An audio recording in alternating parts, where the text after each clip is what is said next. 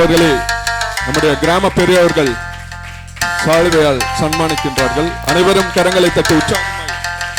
அன்புக்குரிலே ஆண்டவரும் மீட்பெருமாய் கிறிஸ்துவின் நாமத்தில் உங்களை வாழ்த்துகிறேன்.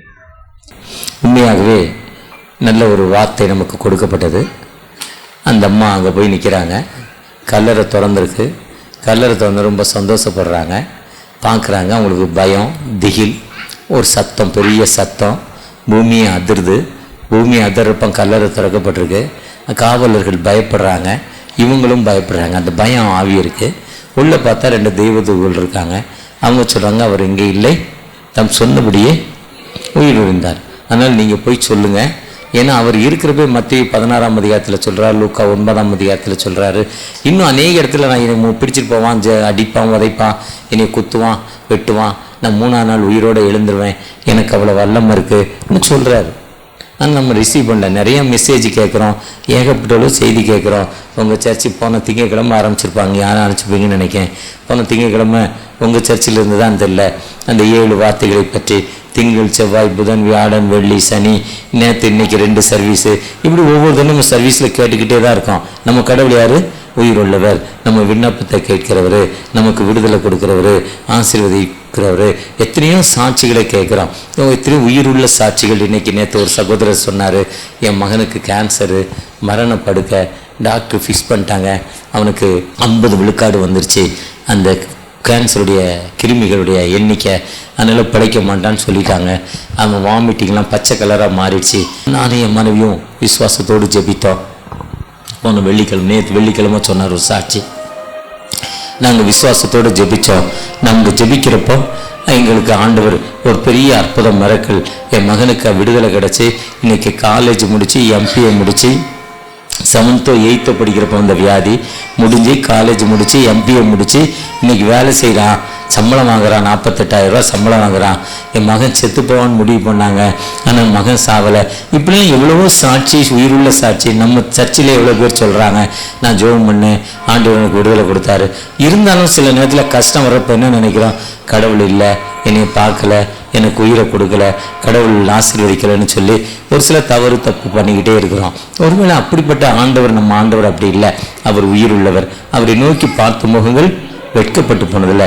யாரெல்லாம் அவரை நோக்கி பார்க்குறாங்களோ அந்த ஆண்டவர் சன்னிதானத்தில் எப்போவுமே பின்தங்க யாத்திராகமும், இன்னைக்கு டெக்ஸ்ட் யாத்திராகமும் கொடுக்கப்பட்டிருக்கு. யாத்திராகமத்தில் 14ஆம் அதிகாரத்தில் பார்த்தீங்கன்னா 12 அற்புதங்கள். நிலச்சட்டத்தில் ஆட்டுக்குட்டியோட ரத்தத்தை தேய்க்கிறாங்க. அந்த ரத்தம் யார் வீட்டில் இருக்கோ அந்த வீட்டில் சங்கார தூதன் உள்ளவரில் தலைப்பில் சாகலை, கண் கூட பார்க்குறாங்க. பக்கத்து வீட்டில் அந்த ரத்தம் இல்லை, அங்கே சங்கார தூதன் என்ன பண்ணுறான், அந்த தலைப்பிலே சாகடிக்கிறான். எல்லார் வீட்லேயும் தவளை வருது. இஸ்ரேல் மக்கள் வீட்டில் என்ன வரல, தவளை வரல. இருள், அந்தகாரம் எல்லா வீட்லேயும் வருது. இவங்க வீட்டில் இருள் வரல. அவங்க வீட்டிலலாம் தண்ணி ரத்தமாக மாறுது, இவங்க வீட்டில் தண்ணி ரத்தமாக மாறல. இப்படிலாம் பார்த்தாலும் அந்த மக்களுக்கு என்ன இல்லை, விசுவாசம் இல்லை. அந்த செங்கடல் பக்கத்தில் வர்றாங்க. அவங்க புறப்பட்டு வந்தோன்னா பார்வோனை கூப்பிட்டு பார்வோன் பார்க்குறாரு. இஸ்ரேல் மக்கள் புறப்பட்டு போயிட்டாங்கன்னு பார்வோன்ட்ட சொல்கிறாங்க. பார்வோன் இடையே ஆண்டவர் கடினப்படுத்துகிறார். அவங்க உடனே பாருங்கள், எல்லா மிலிட்ரி, அங்கே எல்லா போர்ப்படை, யானைப்படை, குதிரைப்படை, வீரங்கிப்படை, எல்லா படையும் கூட்டிகிட்டு இந்த மக்களை அழிக்கிறதுக்கு வர்றான். இந்த அழிக்கிறதுக்கு அந்த மக்கள் பாருங்கள், அவங்கள பார்த்தோன்னே இஸ்ரேல் மக்கள் கடவுளை நோக்கி கூப்பிடுவாங்க. முதலாவது ஆண்டவரை நோக்கி அழைப்பாங்க. கால் அப்பான் த லார்ட், ஆண்டவரை நோக்கி அழைப்பாங்க. அழைச்சிட்டு திரும்ப மோசே ஐயாவை கூப்பிட்டு சொல்லுவாங்க, அங்கே சுடுகாடிலே அவங்களை அங்கே கூப்பிட்டு வந்த முட்டாளே, அங்கேயே செத்துருப்போம்ல, இப்போ இந்த வனாந்திரத்தை நாங்கள் சாணுமா. முதல்ல கடவுளையும் கூப்பிடுதான், 2வது கடவுளை நிந்திக்கவும் செய்கிறான். இதுதான் மனித தன்மை. அவன் இல்லை, என்னுடைய தன்மை அப்படிதான். சில நேரத்தில் எனக்கு வியாதி வருது, பிரச்சனை வருது, துன்பம் வரப்போ இந்த கடவுளுக்கு கண்ணே இல்லை, எனக்கு இவ்வளோ துன்பம் கொடுக்குறாரு, இவ்வளோ வேதனை கொடுக்குறாரு நினைக்கிறேன். ஏன்னா நான் 35 வருஷமாக டயபெட்டிக் பேஷண்ட்டு.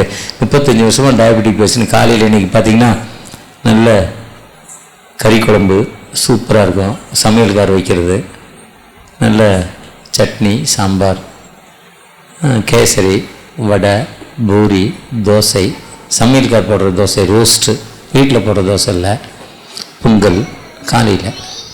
மத்தியானம் பார்த்திங்கன்னா mutton biryani, chicken 65, mutton gravy, அப்புறம் பாயாசம் எல்லாம் இருக்குது.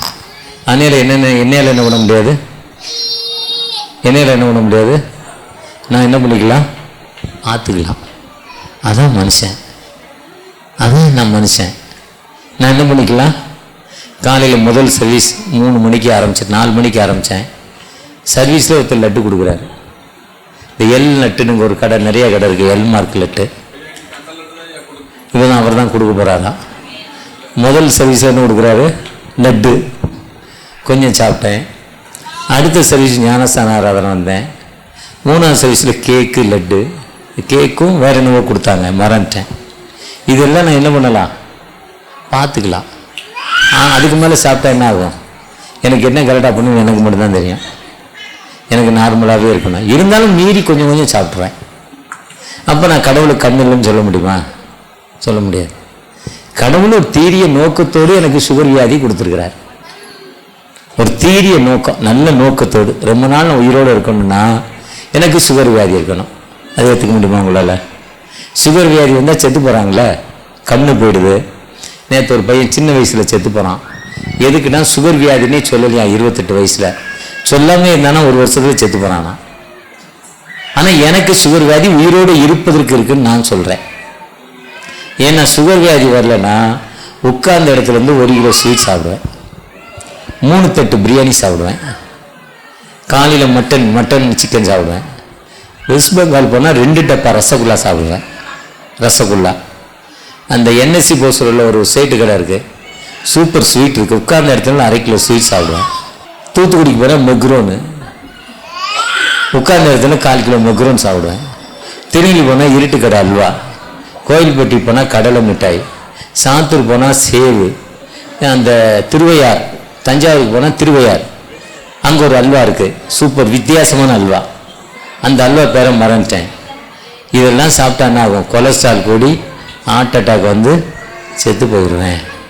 அதனால தான் எனக்கு என்ன பண்ணியிருக்காரு, சுகர் சாப்பிட்டா கொஞ்ச நேரத்தில் ஊற்றம் வந்துடும் உடம்புல. அதனால் நான் என்ன பண்ண முடியாது. அப்போ நன்மைக்கு தானே கொடுத்துருக்கிறாரு. அப்போ வியாதி ஆண்டவர் நன்மைக்கு தான் கொடுக்குறாரு.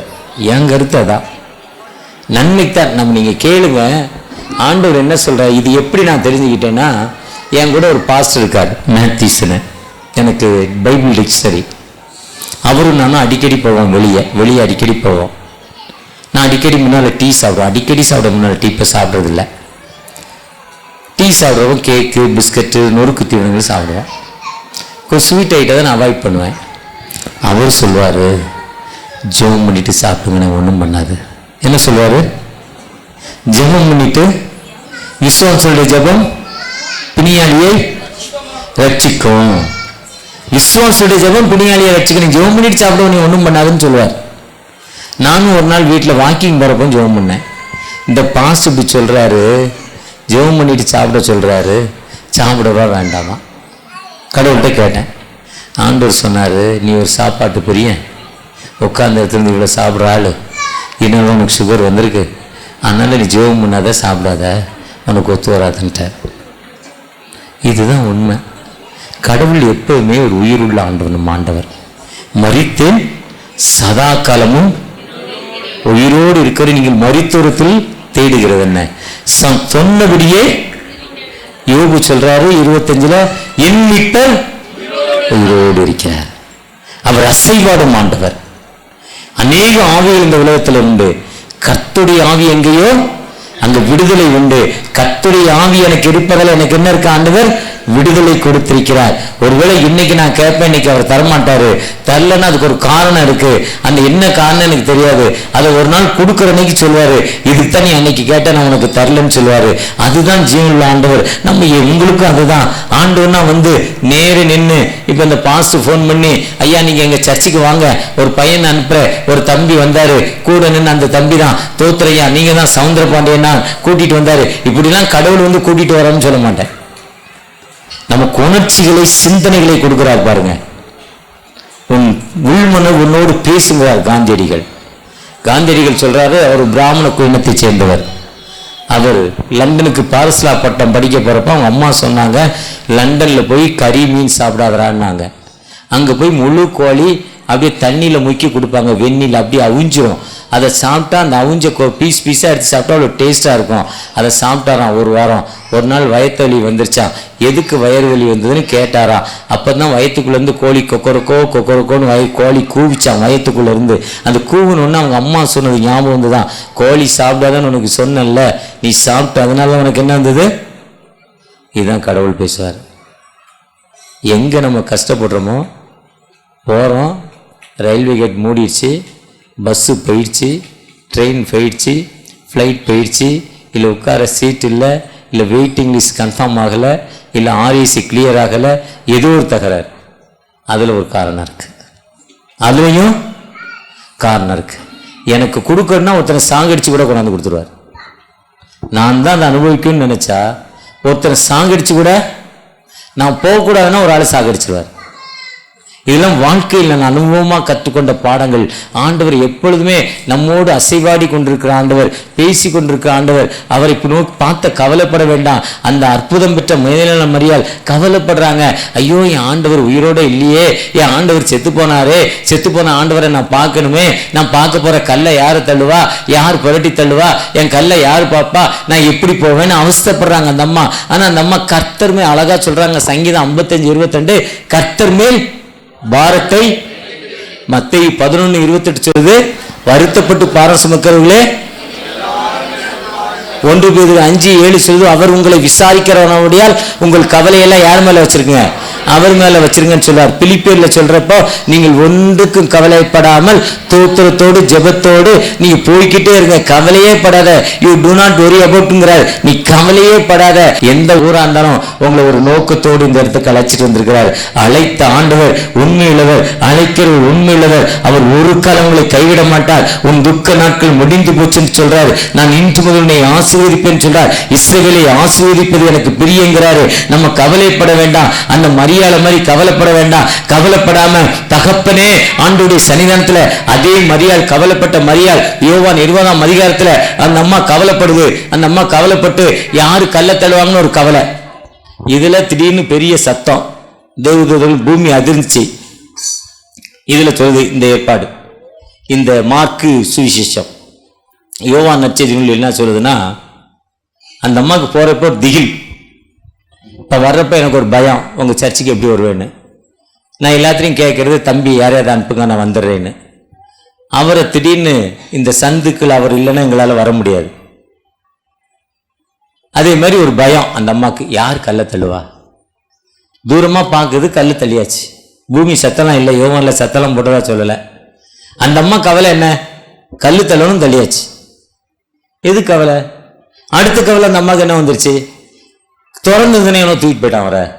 அடுத்த கவலை வந்துருச்சு. இதுதான் மனுஷன்.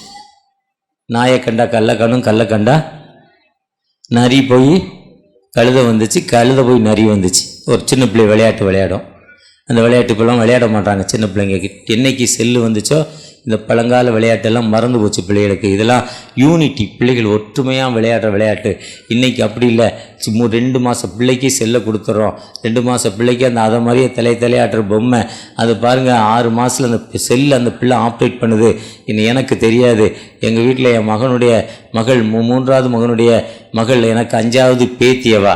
அவளுக்கு வயசு இப்போ 2 காலம் என்னவோ, 2 காலம் 2 மாதம் இருக்கும், 2 வயசு 2 மாதம் இருக்கலாம். ஸ்கூலுக்கு போகிறா, செல் அவளால் ஆப்ரேட் பண்ணுறா, அவளை சூப்பராக சொல்கிறா. ஆனால் யூனிட்டி என்ன இல்லை, பிள்ளைகளோடு விளையாடுற தன்மை இல்லை. செல்லு கொடுக்காத அந்த பிள்ளையோடைய கண்ணு கெட்டு போகுது, நாலேஜ் கெட்டு போகுது, என்ன சாப்பிடணும்னு டேஸ்ட்டே தெரியல. ஏதோ நீங்கள் செல்லை கொடுத்தோன்னா இந்த பாட்டிமார் பண்ணுற அட்டுழியம், என் ஒய்ஃபை மாதிரி பாட்டிமார் பண்ணுற அட்டுழியம். என்ன அட்டுழியம்னா, செல்லை கொடுத்துட்டு லோடு பண்ணிக்கிட்டே இருக்குது பிள்ளைக்கு. அது லோடு எப்படியாதுன்னு அதுக்கே தெரியாமல் மேலே போடுது, இன்னொரு வழியாக வெளியே வருது, அதுக்கே தெரியல. அதுகிட்ட தட்டில் போட்டு வச்சுட்டு அதை சாப்பிடணும். அப்படி தான் எங்கள் அம்மா சொல்லி கொடுத்துருக்காங்க. தட்டில் போட்டு போய் பாதி சாப்பிடும், பாதி கீழே கொட்டும். பாதி கீழே கொட்டும், அந்த மண்ணோடு எடுத்து சாப்பிடும். அதெல்லாம் எதிர்ப்பு சக்தி, நோய் வராது உன் பிள்ளைக்குன்னு சொல்லி கொடுத்துருக்காங்க. இன்றைக்கி இருக்க பாட்டி, அதாவது கிராண்ட் மதர்ஸ், அதை சொல்லி கொடுக்கறதில்ல. பிள்ளைக்கு கரண்டியை வச்சுக்கிட்டு செல்லை கொடுத்துட்டு ஸ்பூனில் போட்டுக்கிட்டே இருக்குது. அது வாமிட்டு வந்துக்கிட்டே இருக்குது, இல்லை கீழே டயரி ஆகிக்கிட்டே இருக்குது. எதுக்கு என் பிள்ளை சாப்பிட முடியுது? உன் பிள்ளை இப்போ தானே லோட் பண்ணியிருக்க, மறந்து போகுது. என் ஒய்ஃப் என்னை பார்த்தா ஊட்ட மாட்டா, போயிடுவா, விட்டுட்டு திட்டுறேன்னு. இதே தான் வீட்லேயும் சொல்லுவேன். ஆண்டவர் ஞானத்தை கொடுத்துருக்கிறாரு. இன்றைக்கி அந்தளவுக்கு பிள்ளைங்களுடைய இன்றைக்கி விளையாட்டெல்லாம் மாறி போச்சு. அன்றைக்கி ஒரு யூனிட்டி தெருவில் இருக்க பிள்ளைகளுக்கு தெரியும், இது இன்னார் மகா, இது இன்னார் மகா. அந்த யூனிட்டி இல்லை. கடவுள் அழகாக சொல்ல, சகோதரர் ஒருமித்து வாசம் பண்ணுவது எவ்வளோ நன்மை. திருச்சபை கூடி வருதல் எவ்வளோ நல்லது. வாரத்தின் முதல் நாள் ஆண்டவர் உயிரோடு எழுந்தார். உயிரோடு எழுந்த ஆண்டவர் தூயாவுடைய மகிமை வார்த்தையில் முதல்ல தர்றார். இன்னைக்கு ஆண்டவர் உயிரோடு எழுந்துட்டார். இதிலிருந்து 50 நாள் பெந்தைக்கோஸ்தை திருநாள். அந்த பெந்தைக்கோஸ்தை நாள் தான் விடுதலையின் பண்டிகை. லேவியராகம் 23 சொல்லியிருக்கோம். 23, 25 விடுதலையின் பண்டிகை. அந்த விடுதலையின் பண்டிகை தான் பெந்தைக்கோஸ்தை திருநாள். அப்போஸ்தலர் 2ஆம் அதிகாரத்தில் அதுவும் வாரத்தின் முதல் நாள் அந்த பெந்தைக்கோஸ்தை வந்தபோது அவர்களெல்லாம் ஒன்றாக கூடிட்டாங்க, யூனிட் ஆட்டாங்க. அப்பந்தான் கடவுளுடைய வல்லமை இறங்குச்சு. இயேசு என்ன அற்புதம் பண்ணாரோ பேதுரு அதே அற்புதம் பண்றாரு. அதுதான் திருச்சபை கூடின நாள், உருவான நாள், வாரத்தின் முதல் நாள். அதுதான் வாரத்தோட கடைசி நாள நமக்கு ஓய்வு நாள்ல இருந்து மாற்றி வாரத்தின் முதல் நாள்ல மாட்டிட்டாங்க. எதுக்குன்னா இன்னைக்கு தான் ஆண்டவர் உயிரோடு எழுந்தார். தூயனுடைய மகிமை தந்த நாள், திருச்சபை கூடி வந்த திருநாள். ஏற்றத்தாழ்வு இல்லாமல், பணக்காரன் ஏழைங்கிற பெருமை இல்லாமல், ஆண் என்று பெண் என்றும் இல்லாமல், யூதன் என்று கிரேக்கன் என்று இல்லாமல் இந்த திருச்சபை கூடி வந்த திருநாள் இன்னைக்கு வாரத்தின் முதல் நாள். அந்த யூனிட்டி நிச்சயமாக வேணும். திருச்சபை யூனிட்டி, திருச்சபை ஒன்றாய் கூட வேண்டும். வேதத்தின் சட்டம். பிள்ளைகள் தெருவில் விளையாடணும், அழுக்காகணும், மண்ணுப்படணும், அப்போ தான் எதிர்ப்பு சக்தி வரும். இதுக்கெல்லாம் விட்டு கொடுங்க. இதெல்லாம் நம்ம ஆண்டு எதுக்குமே அந்த மரியாதமாக அடுத்த கவலை அது.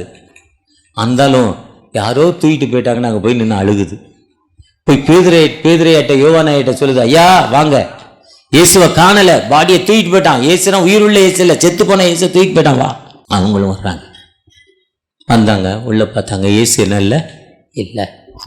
இன்றைக்கி ஊழியர்கள் இப்படி தான் இருக்கும். ஜெபம் பண்ணாங்க, கடவுள் உங்கள் ஜெபத்தை கேட்கலைங்க, முடிஞ்சு போச்சு, போயிட்டு வாங்கன்ட்டு போயிடுறோம். விசுவாசத்தை கூட்டுறதில்ல ஊழியர்கள் கூட்டுறதில்லை. ஊழியர்கள் எதுக்கு கேட்பார்? ஒரு ஆறுதலான வார்த்தை நிறைய பேர் பேசுகிறதில்ல, நிறைய பேர் விட்டு கொடுக்கறதில்ல. எனக்கு என்ன, இப்போ இந்த இவ்வளோ பெரிய கூட்டம் இல்லை, யார் வரலையோ அவங்கள கண்டுபிடிச்சி அவங்க வீட்டுக்கு போய் ஏம்மா நீங்கள் வரல கேட்குறது தான் ஊழியர். அதுதான் பாஸ்டர். இவங்க சிரிச்சுக்கிட்டே இருப்பாங்க, இவங்க பேசிக்கிட்டே இருப்பாங்க, கையை காலை ஆட்டிக்கிட்டே இருப்பாங்க, இல்லை சத்தம் போட்டுக்கிட்டே இருப்பாங்க, இல்லை அல்லேலியா சொல்லிக்கிட்டே இருப்பாங்க, வேதம் வாசனம் வாசிக்கிட்டே இருப்பாங்க. இவங்க சர்ச்சுக்கு வரல. அந்த சர்ச்சுக்கு வராத அவங்க யார்? அவங்கள கண்டுபிடிச்சி நாளைக்கு காலையிலேயே அவங்க வீட்டுக்கு போய் எதுக்கு சர்ச்சுக்கு வரல, உங்களுக்கு என்ன பிரச்சனை இன்னும் கண்டுபிடிச்சி பேசுகிறது தான் ஊழியர். ஆனால் அந்த ஊழியர் இன்றைக்கி பேதுரையாவுக்கும் அந்த எண்ணம் இல்லை, இன்றைக்கி இருக்க எங்களை மாதிரி ஊழியர்களுக்கு அந்த எண்ணம் இல்லை. ஏதோ வந்தது. ஆனால் இந்த திருச்சபையில் அந்த எண்ணம் இருக்க போய் தான் நிரம்பி வழியுது. இல்லைன்னு நிரம்பி வழியுமா? வழியாது. நேற்று காலையில் ஒரு சர்ச்சில் சொன்னேன். நேற்று காலையில் நீ ஒழுங்காக வேலை செஞ்சால் உன் சர்ச்சு கூடியிருக்கோம். நீ ஒழுங்காக வேலை செய்யலை, 30 வருஷமாக 20 பேர் நீ ஒழுங்காக வேலை செய்யலைன்ட்ட ஒரு பாஸ்டர்கிட்ட டைரெக்டாகவே திட்டேன். உன் மாமே மச்சான் 2 பேர் வரான், உனக்கு எதுக்குடா சர்ச்சுன்னு கேட்டேன். மாமே மச்சான் 2 பேர் வர, இது எதுக்கு சர்ச்சு வச்சுருக்கிற? ஒழுங்காக வேலை செய். சர்ச்சில் உன் சர்ச்சில் எத்தனை பேர் இருக்காங்க எழுது. அவங்க வீட்டில் எத்தனை பிள்ளைகள்? இப்போ இவங்க பேர் பீலா, இவங்க ஹஸ்பண்ட் பேர் ஒன்று, அவங்களுக்கு எத்தனை பிள்ளைங்க? பீலா தானே அவங்க பேர். அவங்க பேர் எழுது, அவங்க ஹஸ்பண்ட் பேர் எழுது, எத்தனை பிள்ளைங்க, அவங்க வீட்டில் என்ன பிரச்சனை, அவங்களுக்கு என்ன கஷ்டம், அவங்க வீட்டில் எவ்வளோ திருப்தி, எவ்வளோ கொடுப்பாங்க, எவ்வளோ வருமானம், இந்த லிஸ்ட்டு வச்சுக்கணும் பாஸ்ட். ஒவ்வொரு வீட்டையும் ஃபிங்கர் டச்சில் வச்சுருக்கணும். எப்படி அந்த கம்ப்யூட்டரில் போய் ஒன்றை தட்டின உடனே அவங்களுடைய பயோடேட்டா எல்லாம் சொல்லுதில்ல. இன்றைக்கி அந்தளவுக்கு அட்வான்ஸ் டெக்னாலஜிக்கு போயிட்டாங்க. ஒருத்தர் பேரை தட்டினா, நான் ஒரு காலேஜில் செக்ரட்டரி அண்ட் கரஸ்பாண்டாக இருக்கிறேன், சாராட்டக்கர் காலேஜில் 4000 பிள்ளைகள் படிக்குது, பாளையங்கோட்டையில் இருக்குது. அந்த இதில் போய் ஒரு பிள்ளையோட பேரை போட்டால் போதும், எத்தனாவது வருஷம் டேட் ஆஃப் பர்த் பிள்ளை பேரை போட்டால் அது தலையெழுத்து அத்தனையும் கடன்னு சொல்லுது. இந்த அதே தான் ஆண்டவர்லாம் இது முன்னாலே வச்சிருக்கிறார். மேலே போனவுடனே அட்வான்ஸ் டெக்னாலஜியில் அவர் தட்டுறாரு, நீ நான் என்னென்ன பண்ணேன்னு சொல்லிடுறார். இதுதான் ஊழியம். ஆனால் அன்னைக்கு இருக்க பேதுருக்கு அந்த எண்ணம் இல்லை, யோவானுக்கு அந்த எண்ணம் இல்லை, எனக்கும் அந்த எண்ணம் இல்லை. போனாங்க, பார்த்தாங்க, ஆமாம் இல்லை, போயிட்டான். நான் மீன் பிடிக்க போறேன்ட்டு போயிட்டான்ல. அதுதான் மார்க் 7 சொல்கிறாரு, 14 பேதுருவிடத்திற்கும் போய் சொல்லுங்கள். அவன் செத்து போனோங்கிறார். அதில் பேதுருவிடத்தும் போய் சொல்லுங்கன்னு சொல்லுவார். அதில் ஆனால் அந்த அம்மா என்ன பண்ணுச்சு? வெயிட் பண்ணிச்சு. கர்த்தருக்கு காத்திருக்கிறவர்கள் புது பலனடைந்து கழுகை போல் செகிலடைத்து பறப்பார்கள். கர்த்தருக்கு காத்திருந்ததால் அவங்களுக்கு என்ன ஆனாங்க? உயிருள்ள இயேசுவை கண்டுகொண்டாங்க. பெண்மைக்கே பெரிய விடுதலை. எப்படி? பெண்ணுன்னா ஓரங்கட்டப்பட்டதுங்கிறதுல இயேசுவின் காலத்தில் அவருடைய தரிசனம் ஒரு பெண்ணுக்கு ஃபஸ்ட். அது மட்டும் இல்லை, அவர் கொடுத்த காஸ்பல் நீ போய் சொல்லு, இந்த காஸ்பல் ஆர்டர் நீ போய் சொல்லு போ. அவங்களாம் லாய்க்கில்ல, வேஸ்ட். ஜென்ஸ்லாம் வேஸ்ட், நீ போய் சொல்லு. அதனால லேடிஸ் அதிகம் இருக்காங்க. லேடிஸ் அதிகம் இருக்கிறது அதுக்கு தானா. ஒருத்தர் லேடியையும் மேல் ஃபீமேலை பற்றி ஆராய்ச்சியில் சொல்கிறார். என்ன சொல்கிறாருன்னா, ஆண்கள் வருஷம் 3 தடவை தான் வாழ்க்கையிலே கோயிலுக்கு வர்றாங்களாம். நிறைய ஆண்கள் வாழ்க்கையிலே 3 தடவை. எப்போல்லாம் சொல்லுங்களேன்? ஞானஸ்தானத்துக்கு வர்றான். ஞானஸ்தானம் தொழிப்பு ஞானத்துக்கு வரப்போ அவன் எதுக்கு வரானே அவனுக்கே தெரியாது. அவங்க அம்மா துண்டை போட்டு கட்டி கொண்டு வருதா? துண்டை போட்டு கொண்டு வருது. துண்டை போட்டு கட்டி கொண்டு வந்து சொல்லுது. அப்போ அவனுக்கு தெரியாது. அடுத்து கல்யாணத்துக்கு வர்றான். கல்யாணத்துக்கு வர்றப்போ பொண்ணை பார்த்த மயக்கத்தில் கடவுளை பார்க்க மறந்துட்டான். அவனை வேற அப்போ பவுடர்லாம் போட்டு சென்டெல்லாம் போட்டு தேய்ச்சிக்கிட்டே இருப்பாங்க. அப்படிடான்னு பொண்ணையும் பார்ப்பான், இதையும் பார்ப்பான். அப்போ கடவுளை பார்க்கல. 3வது ஒரு இடத்துக்கு வரான். கடைசி பயணம். என்ன சொன்னாலும் அவருக்கு கேட்காது. பாடியாக வந்திருக்கிறார். ஒரு ஆராய்ச்சியாளர் இப்படி சொல்கிறார், ஜென்ஸ் இவ்வளோதான் வர்றாங்க ஒரு சிலர். அதுக்கு தான் ஆண்டவர் சுவிசேஷம் சொல்வதுக்கு யாரை தெரிஞ்சுக்கிட்டாரு? பெண்களை தெரிந்து கொண்டார். பெண்கள் ஒரு சாதாரண அடுப்பு நெடில் ஊதும் பெண்கள் அல்ல. அந்த பெண்கள் நாட்டின் கண்கள், வீட்டின் கண்கள். நான் வளர்ந்துருக்கேன்னா என் ஒய்ஃப் தான். நான் வெறும் எஸ்எல்எல்சி தாங்க. என் ஒய்ஃப் எம்எஸ்சி பிஎடுங்க. ஆனால் கல்யாண நோட்டீஸில் டிகிரி போடக்கூடாதுன்ட்டாங்க. எஸ்எல்எல்சின்னு போட முடியாதுல்ல. கணவருக்கு டிகிரி போட முடியாது. அப்போ எனக்கு டிகிரி வேண்டாம்.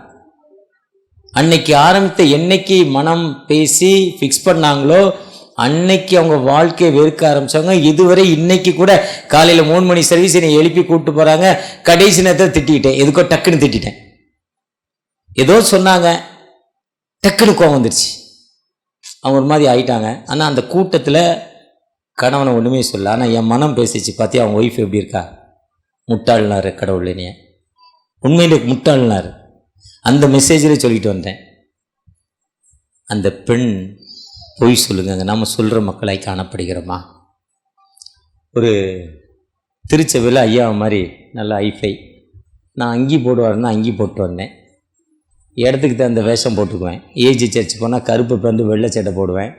வெண்டிக்காய் சர்ச் போனால் ஒயிட் அண்ட் ஒயிட் போடுவேன். சிஎஸ்ஐ டிஎல்சி இசிஐ போனால் அங்கி போடுவேன். இன்னொரு இடத்துக்கு போனால் குருதா போட்டுக்குவேன். இடத்துக்கு தகுந்த வேஷம் போட்டுக்குவேன், அந்த மக்களோடு மக்களாக. இதே மாதிரி ஒரு பாஸ்டர் சர்வீஸ் நடத்தினார்.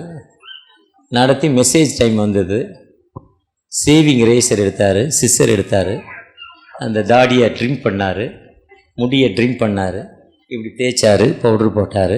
அந்த ட்ரிம் பண்ணுறது நேற்று ஒருத்தர் தொப்பி போட்டு வந்தார். ஒரு பாஸ் எதுக்கியான்னு ஒருத்தன் என் தலையை ட்ரிம் பண்ணிட்டான், அசிங்கமாக இருக்குன்னு தொப்பி போட்டேன்னா அழகாக ட்ரிம் பண்ணார். ஒருத்தர் சொன்னார், நான் ட்ரிம் பண்ணுறத தவிர தலையை கையை வைக்க விடமான்னு இன்னொரு பாஸ்டர் சொன்னார். அதேமாதிரி இந்த ஆல்ட்ருக்குள்ளே வந்தார், சேவிங் ரைஸ் எடுத்தார், அப்படி ட்ரிங்க் பண்ணார், அழகாக பண்ணார். அப்புறம் பிதா குமாரன் பரிசுத்தா இவங்களோடு இருப்பதாக கர்த்தருடைய நாமத்தில் போயிட்டு வாங்கன்னு மெசேஜ் முடிஞ்சது, போயிட்டு வந்துட்டாங்க. மெசேஜே என்னது? அவர் ஷேவ் பண்ணதான் மெசேஜா. இதை வாட்ஸ்அப்பில் எல்லாரும் போட்டாங்க. இவர மாதிரி ஆட்கள். பாஸ்டர் என்ன பண்ணார்? இது வைரலாக போயிடுச்சு. உலகம் முழுவதும் ஒரு பாஸ்டர் ஆல்டரில் என்ன பண்ணார்? ஷேவ் பண்ணார். மெசேஜ் கொடுக்கல.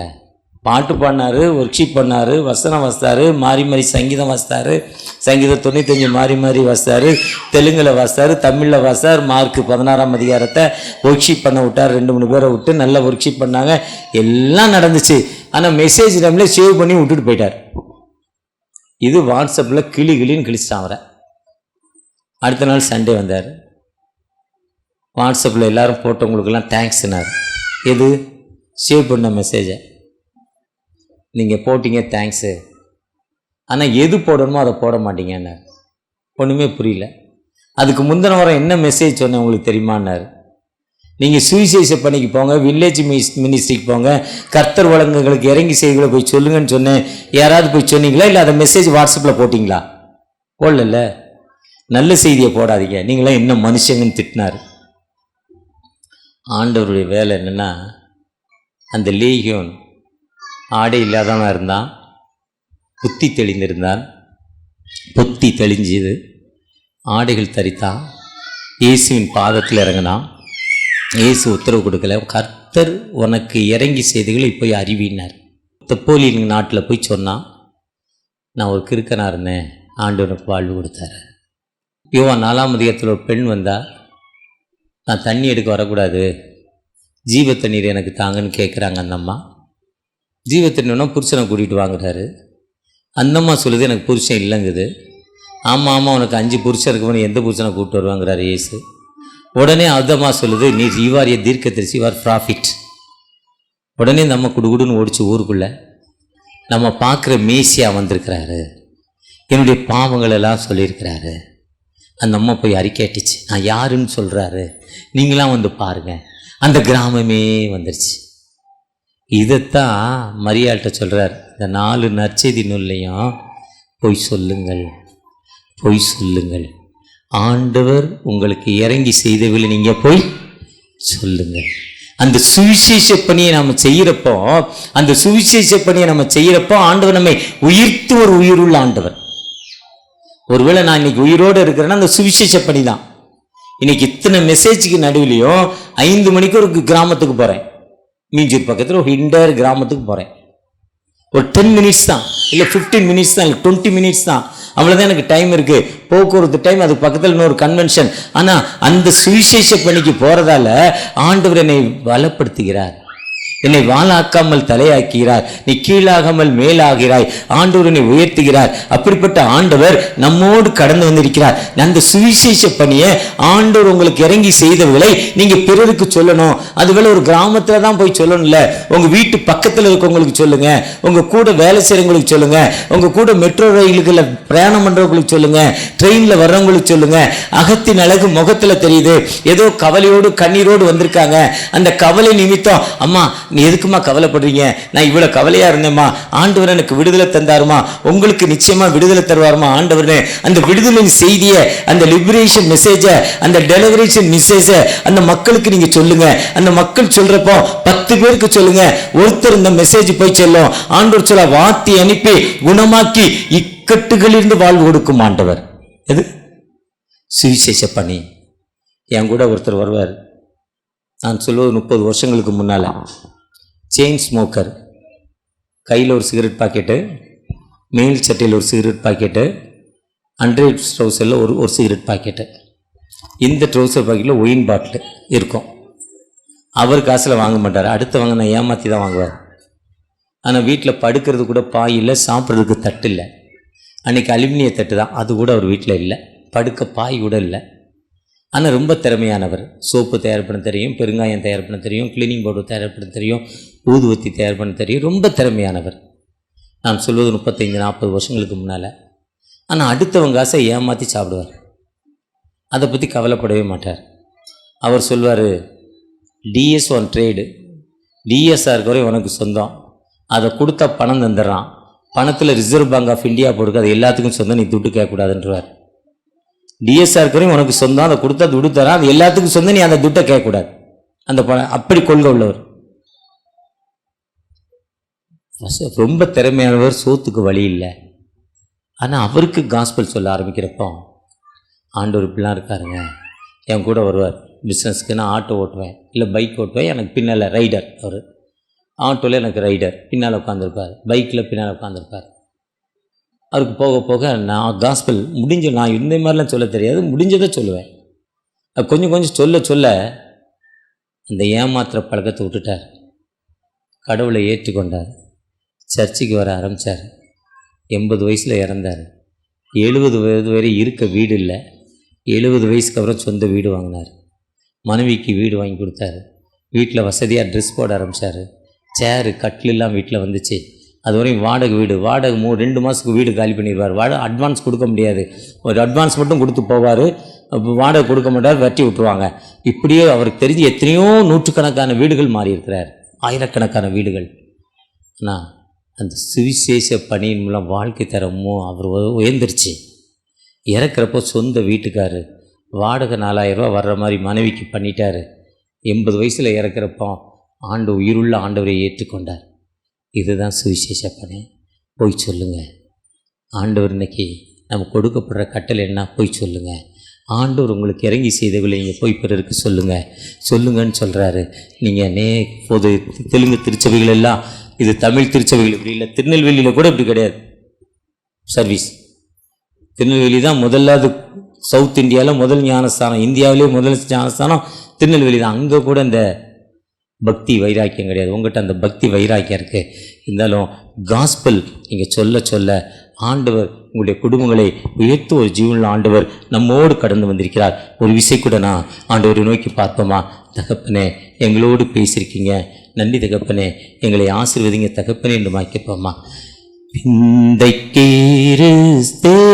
சுராஜா உந்தன் சிலுவை என் மேன்மை, உந்தன் சிலுவை என் மேன்மை, சுந்தரமிகும் இந்த பூவில், சுந்தரமிகும் இந்த பூவில் எந்த மேன்மைகள் எனக்கேருப்பினோ, எந்த மேன்மைகள் எனக்கேருப்பினோ, விந்தைக்கேரே சுராஜா உந்தன் சிலுவை என் மேன்மை, உந்தன் சிலுவை என் மேன்மை, உன் குருசே ஆசிக்கெல்லாம் ஊற்றவற்றா ஜீவ நதியாம், துங்கரத்த ஊற்றில் மூழ்கே, துங்கரத்த ஊற்றில் மூழ்கே, தூய்மை அடைந்தே மேன்மையாகினே, தூய்மை அடைந்தே மேன்மையாகினேன், விந்தைக்கேறு சுராஜா உந்தன் சிலுவை என் மேன்மை, உந்தன் சிலுவை என் மேன்மை. ஆம் தகப்பனே, போய் சொல்லுங்கன்னு சொன்னீங்கப்பா. அந்த வார்த்தையின்படி இப்போ யாரெல்லாம் நான் சொல்ல போகிறேன்ப்பா, எனக்கு குழந்தையே இல்லைப்பா, நீர் ஒரு குழந்தை எனக்கு தருவீரானால், என் கற்பத்தில் உங்களுடைய கையை வைத்து ஜெபிப்பீரானால், என் கற்பத்தை திறந்து விடுவீரானால் நான் அந்த சாட்சியை சொல்லுவேன்ப்பா, அநேகருக்கு சொல்லுவேன் தகப்பனே, என் பிள்ளை உங்களுடைய ஊழியத்துக்கு ஒப்பு கொடுப்பேன்னு ஜெபிக்கிற அந்த அன்பு மகளுக்காக தகப்பனே.